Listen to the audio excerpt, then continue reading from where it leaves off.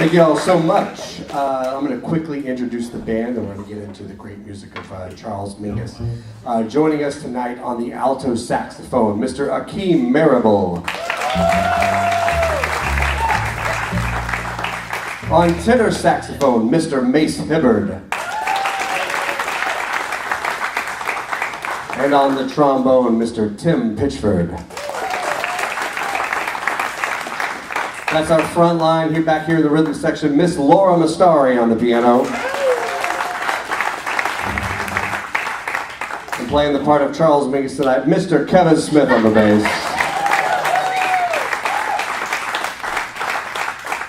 We are celebrating the life and the music and the legacy of Mr. Charles Mingus. That opening tune was entitled Boogie Stop Shuffle. Features like a little boogie-woogie thing in the left hand there that both Kevin and Laura expertly pulled off. But now they're exhausted, so I'm going to take over for a little bit and talk to you a little bit about Charles before we play the next song. Charles was born in Arizona in 1922. He lost his mother when he was just 4 months old. He and his dad then moved to Los Angeles, an area of Los Angeles called Watts.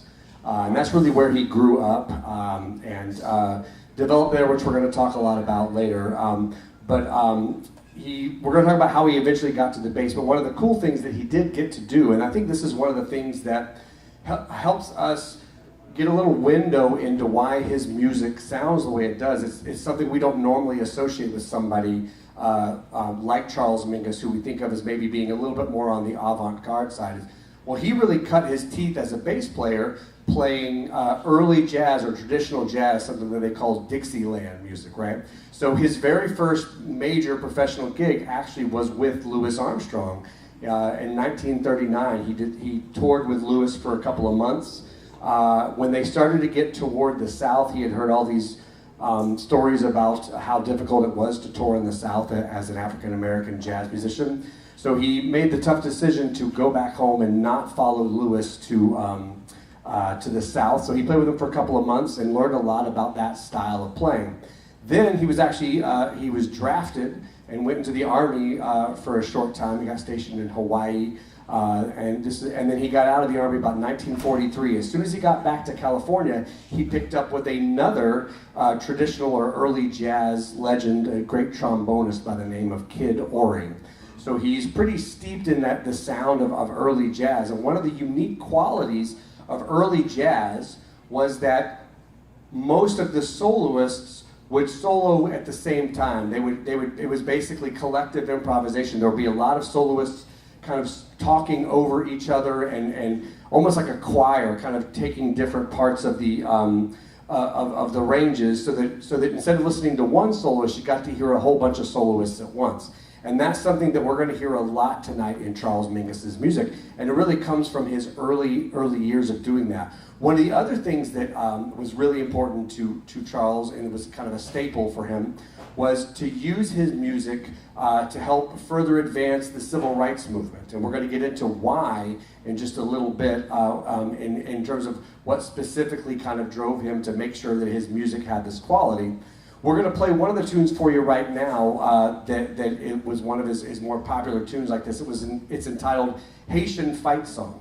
And it's basically it's a nod to the successful revolution of the Haitian people around the 1800s, and it was meant as a call to his time. This is in the 50s and early 60s, to say that revolution can happen, change can happen, but it usually starts with one person and one whisper. And if everybody's listening, it will grow and grow and become a revolution. He's going to kind of personify that in this song. So to get us started in typical Mingus fashion, we're going to let our bassist, Kevin Smith, get us going, and then we're going to launch into Haitian Fight Song.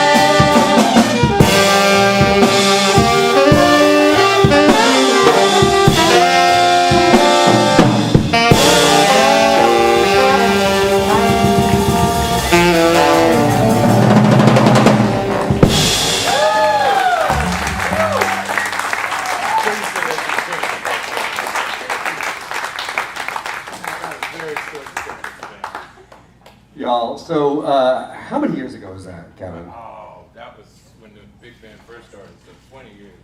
Well, okay, don't say that. So this is how deep this cut is for Kevin. So we did a big band gig with a big band. The first one. It was the very first gig. It was the Joe Granson Big Band. It was the very first gig, and Kevin was playing bass for it.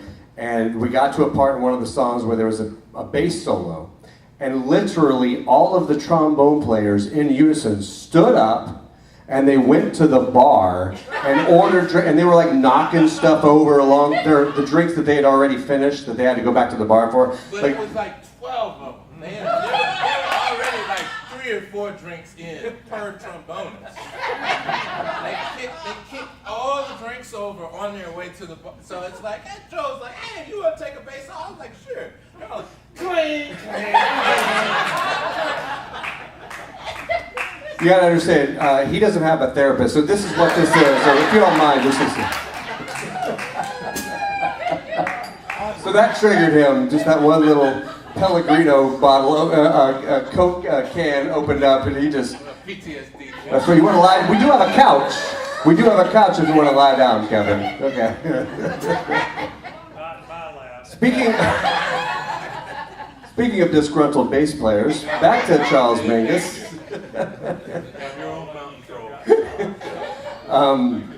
Yeah, so that tune was entitled Haitian Fight Song. And that's from an album he did. This was in 1957. The album is called The Clown. And this album starts a pretty prolific run for Charles Mingus that goes for several years. Now, Mingus had recorded several albums before The Clown, and he had delved into some avant-garde stuff and some longer composition stuff. But one of the things that he really tapped into during this time was something that actually came from his stepmother. I mentioned that his mother had passed away when he was just 4 months old. So his dad moved to California, and he remarried. And one of the things that his stepmom was really adamant about is that in the house, only church music was allowed to be played. So, you know, we talk about the kind of like the earlier traditional jazz and its influence on Charles Mingus. But one of the bigger influences was just hearing church music and growing up in the church and the sound of gospel music being kind of just in his blood. And speaking of his blood, he has a pretty mixed lineage. I mean, both of his parents are mixed, and his grandparents are mixed. He has Swedish and German and Native American and African American and Asian lineage all throughout him. So he struggled in high school and kind of in his formative years because he was not accepted by any of those cultures. He wasn't accepted by the African American culture. He wasn't accepted by many of those other cultures. He always felt like he was a loner. He was by himself. He didn't belong to any of these groups. And this is something that kind of stuck with him. But around the time that The Clown comes out, which is 1957, we start getting into 1959 and 1960, he starts putting some of these puzzle pieces together in a way that's going to change a lot of things. And we see it on the next album that he does. The next album is one of his most popular and it's one of his greatest. It came out in 1959. It's called Mingus Ah. And the title of that is a little window into part of his transformation. What that is basically, it's his own version of the Latin of taking a word and saying Mingus, which is the male version, Minga, which is the female version, and Mingum, which is the gender-neutral version, and realizing that he was not by himself alone and not connected to any of these particular people, but he actually he started to realize that he was a little bit of all of them, and he was going to try to represent, all of them. So we see this on this record, and he's going to use that strong gospel influence that he got from his stepmom in the opening track from the record, which we're going to play it for you right now. It's a great tune entitled "Better Get It in Your Soul." Right on it? I asked it like that was a question. Right on it. We got it. 1, 2, 3, 4, 5, 6.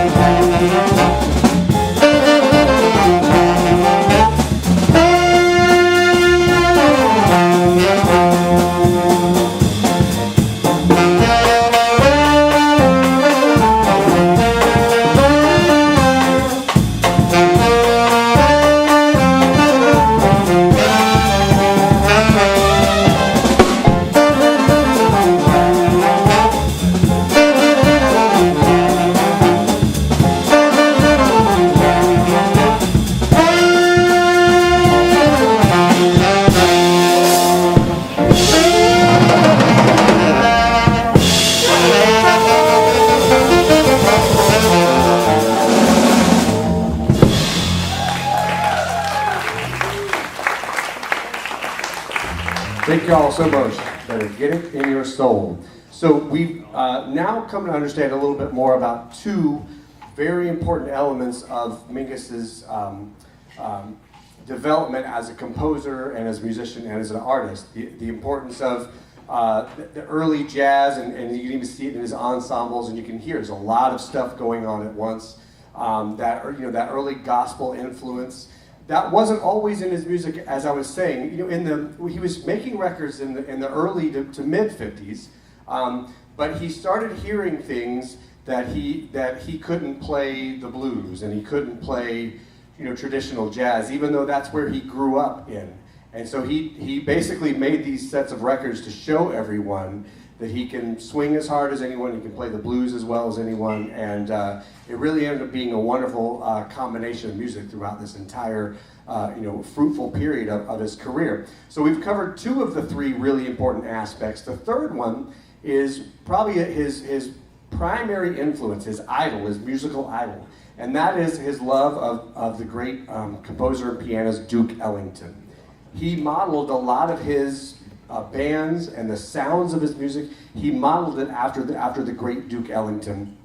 He always said that Duke Ellington and Charlie Parker were the two greatest living jazz musicians of all time. That basically the two of them knew all that there was to know about jazz. When he grew up he really started developing in the 40s, and in the 40s was really the bebop era, and he got a chance to play with Charlie Parker.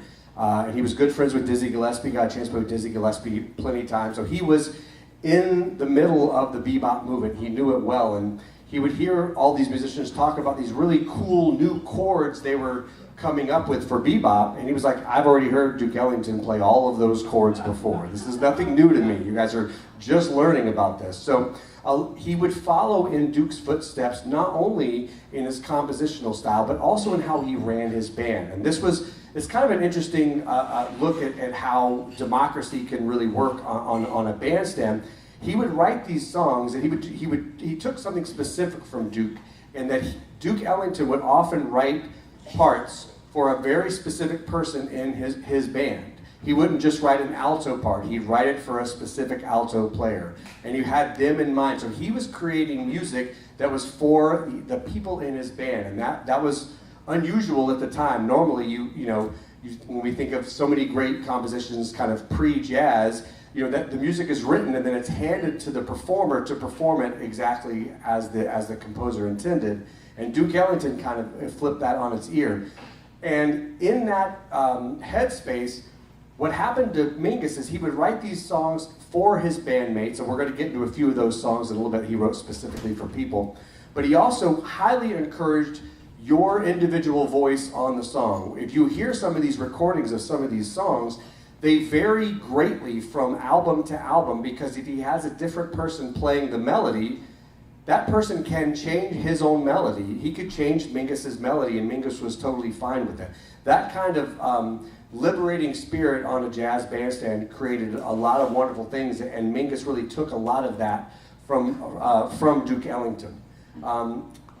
One of the other songs off of this great album, Mingus album, we're going to play for you right now. This is another one of his protest songs. This one, may have had the most impact culturally during the civil rights movement.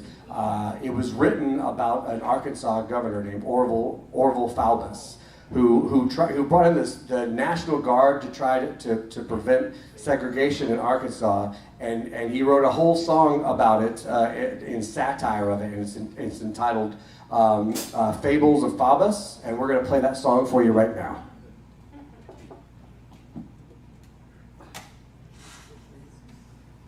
Yes. He wrote lyrics to this song, but then Columbia was like, you can't put those lyrics on. You kind of hear him in the background. But yeah, if you listen to Mingus's records, you'll hear somebody hollering and singing in the background. That's always Charles Mingus singing his own songs.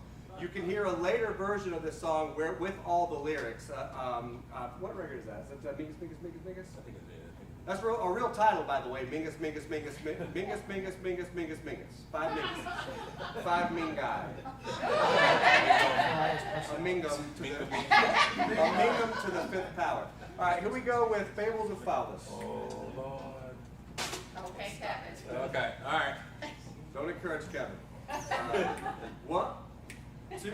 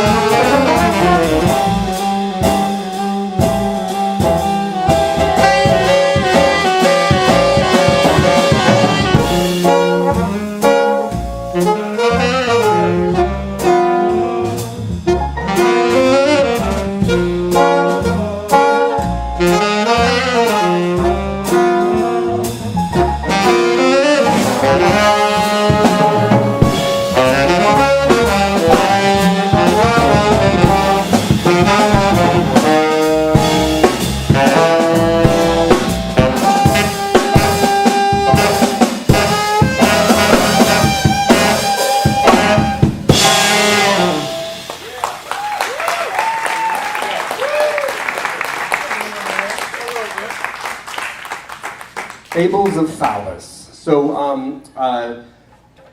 I'd mentioned his early jazz roots. When he was first coming up, I told you he played with great trombonist Kid Ory and Louis Armstrong.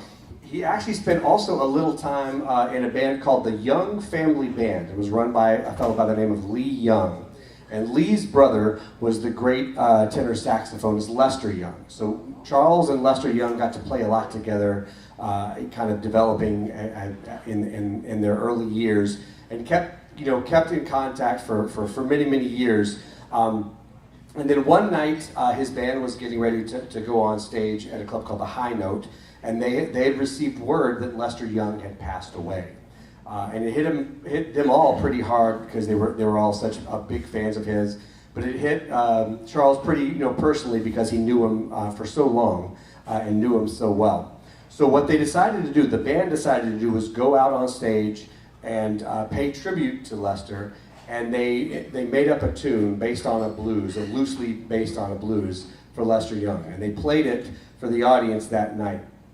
And then what Charles decided to do was go home that night and try to remember the feeling and some of the melodies and chords that they made up that night.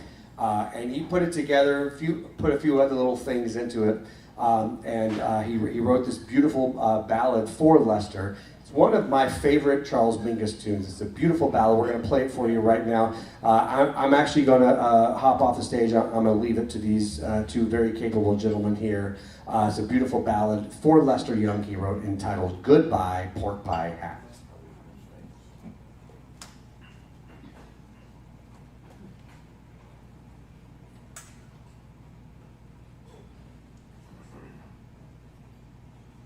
One, two, three.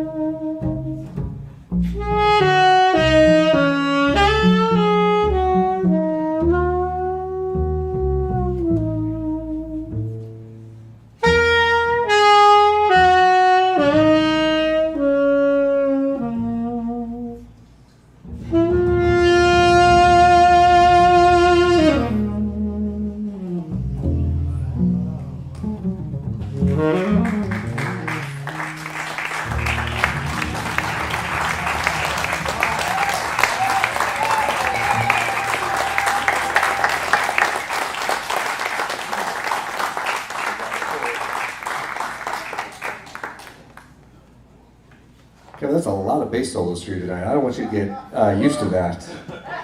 Bills in the mail.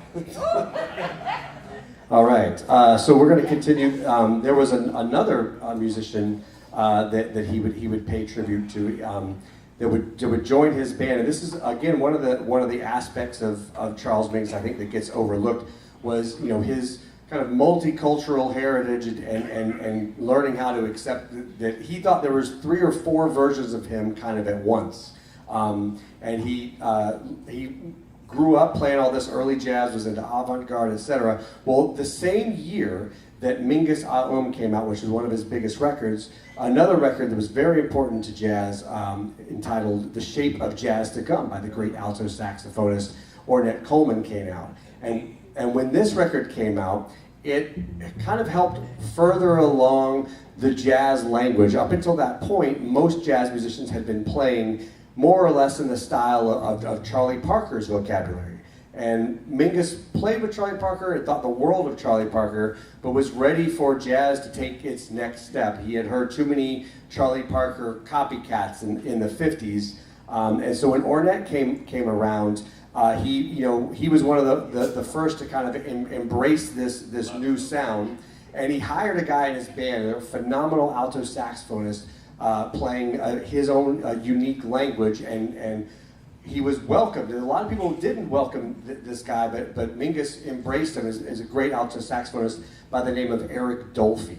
And so Eric's going to play in Mingus's band for years, and then right around the time that Eric passed away, he passed away way too young, there was a song that Charles wrote called "So Long, Eric." And it's one of the common misconceptions about Mingus is that song was written in the way that the last song we just played was written, which is really more of a tribute to Eric, but that's actually not why the song was written. It was written just a few months before Eric had passed away. They had gotten into, I wouldn't want to say it's an argument, they got into a long discussion while they were on tour in Europe, and Eric really wanted to stay in Europe. He thought he felt more comfortable there. He felt like he didn't want to go back to the United States. He was going to hang there, and that really upset Charles because Charles thought the world of Eric and wanted Eric in his band. So when he was leaving Charles's band, Charles wrote a tune for him called "So Long, Eric," and the subtitle is "Don't Be Gone for Too Long." So the hope was that Eric would come back to America and get to reunite with the Charles Mingus Band, but that didn't happen. However, we got a great tune out of it, and it's a great blues that he dedicated to Eric. We're going to play it for you right now, simply titled "So Long, Eric." And it's going to start with the bass again.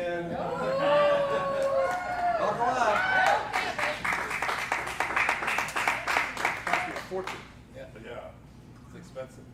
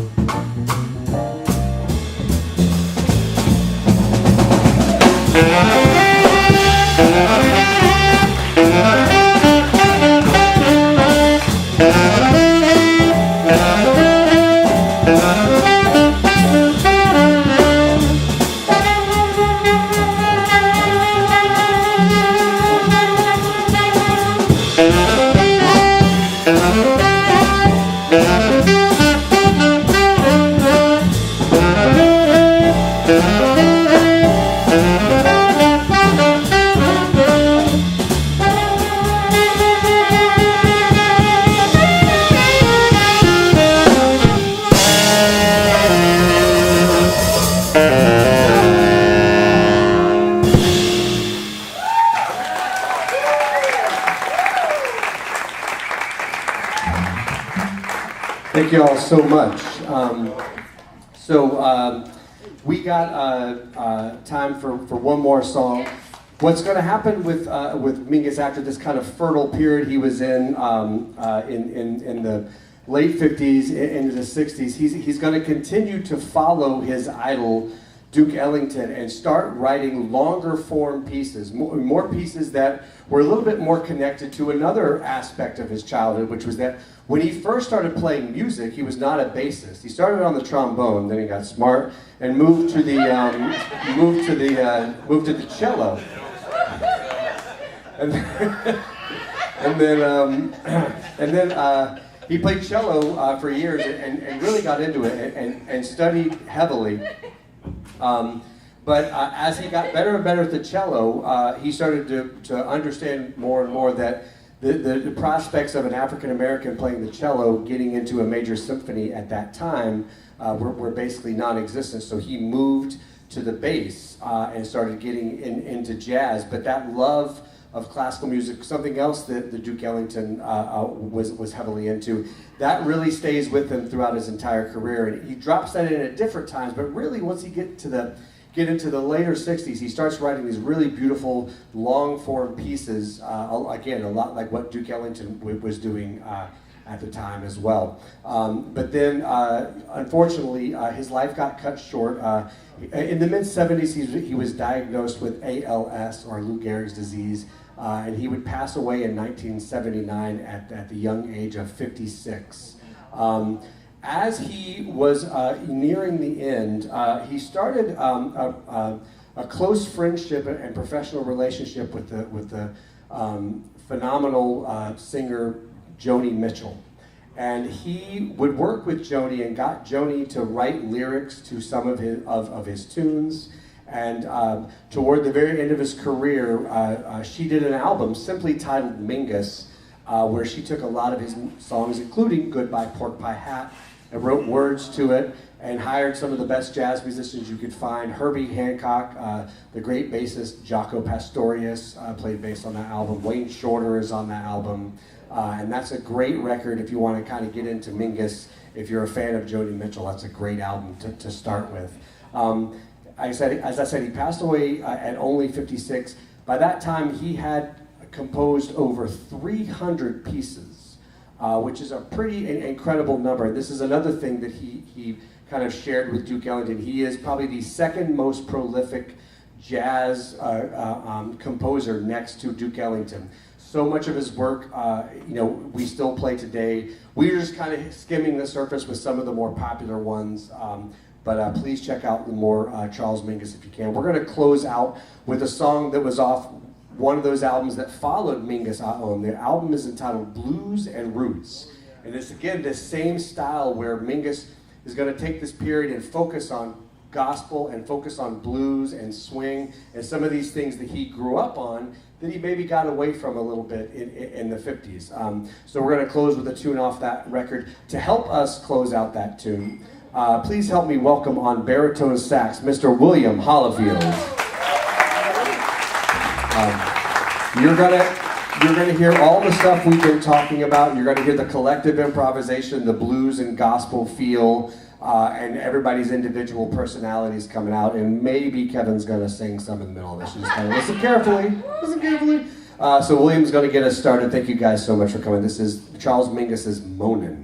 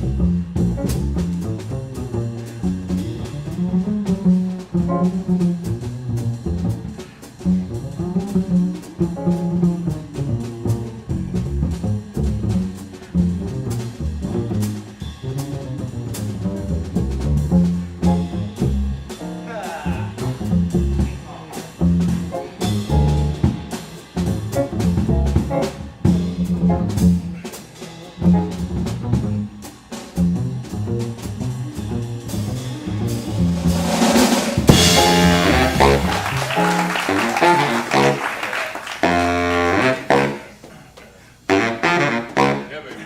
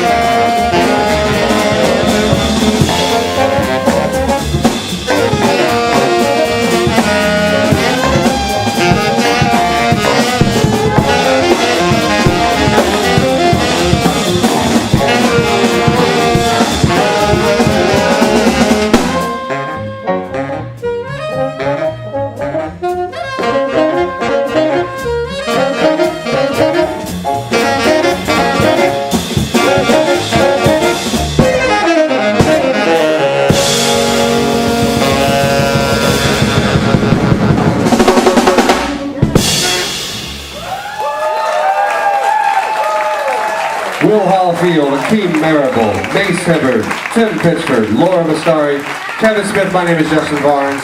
This is the Jazz Legacy Project, music of Charles Mingus. Thank you all so much for spending your Sunday nights with us. It means more than you know. Thank you all, and have a wonderful night.